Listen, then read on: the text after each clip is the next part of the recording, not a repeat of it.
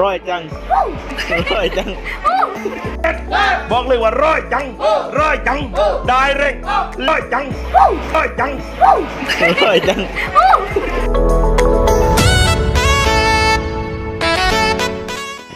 ค่ะหลังจากที่เราทานอาหารเช้าเป็นที่เรียบร้อยแล้วใช่ไหมคะเราก็มาเที่ยวกันที่แรกที่นี่เลยค่ะที่ริวยาฮู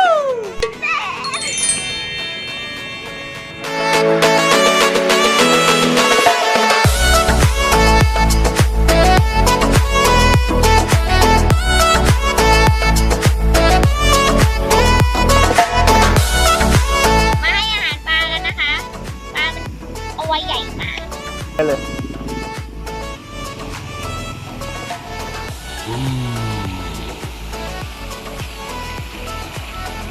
เรียนว่าอะไรนะเราก็ได้ไปบินโดรนด้วยค่ะโอเค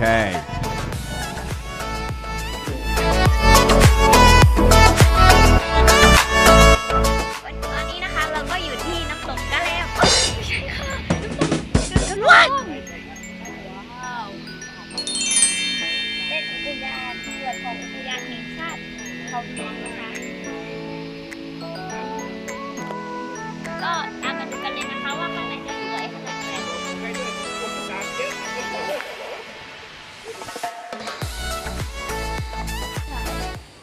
อันไหนครับรู้ความเป็นมาไหมครับของน้ำตกกระโดงรู้ดีสิคะเพราะเป็นคนนครสักครู่นะคะเดี๋ยวเปิดกันแป๊บนึงค่ะ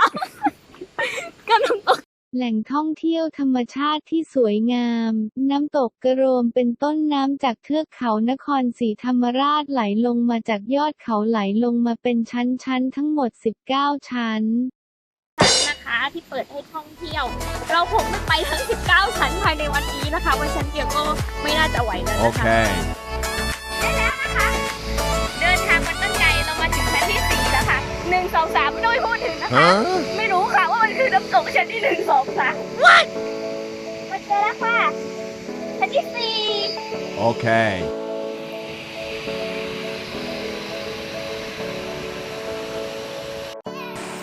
ไปแล้วค่ะแต่ยังไม่ถึงนะคะเราต้องไปให้ถึงค่ะไปน้ำตกแสดงว่าน้ำตกที่นี่เป็นน้ำที่สะอาด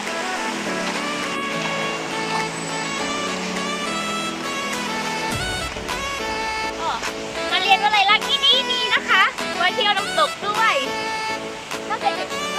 อยู่ใกล้ทะเลแล้วยังได้มาเที่ยวที่ธรรมชาติดีๆแบบนี้บนเขานะคะหาโอกาสได้ยากมากกับมหาลัยที่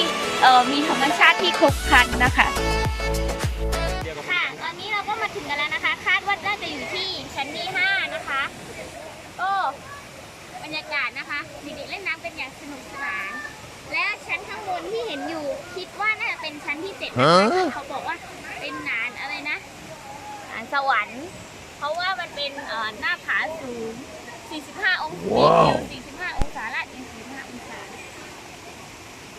มันดีมากเลยค่ะคือแบบขอดูเหงื่อหน่อยครับเหงื่อ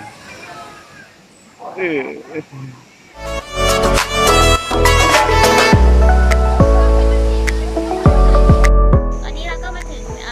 สวนตาสันแล้วนะคะเป็นจุดที่เป็นที่เราจะมาทำสปาตอนเช้ากันค่ะอยากรู้ว่ามันมีความพิเศษยังไงก็ตามกันมาเลยนะคะยาฮู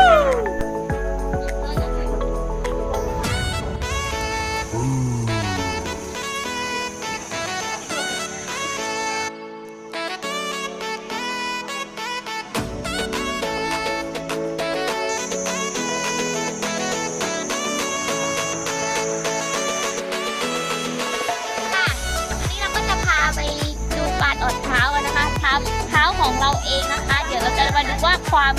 สกปรกของเท้าจะมีปลามาตอดเยอะแค่ไหนแต่ว่าเสียดายว่าวันนี้น้ำมันขุ่นแต่ที่เจ้าของเขาบอกว่าปลามันก็ยังตอดอยู่นะคะ Okay. ยาฮู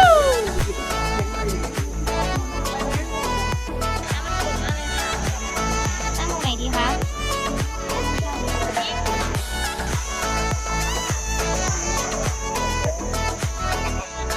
ถุงเท้าเรามันสะอาดเกินไป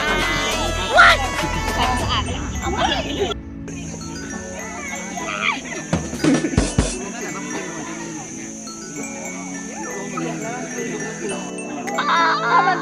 มันกินที่นิ้วมันจะแค่ถีนะ มันกินอยู่ใต้อันนี้ใต้ต้นมันก็ยังไม่มาเพราะมันโตด เธอสวยทุกนาที มันโตดแล้วมันโตดแล้วมานี่ดูกันถ้าเรามาเรียนรู้อะไรล่ะก็จะได้มาสัมผัสธรรมชาติแบบนี้นะคะที่ปลาโตเช้าแบบนี้นะก็ไม่ใกล้ไม่ไกลนะคะอย่าลืมมาเรียนที่มออะไรลักนะคะ Okay.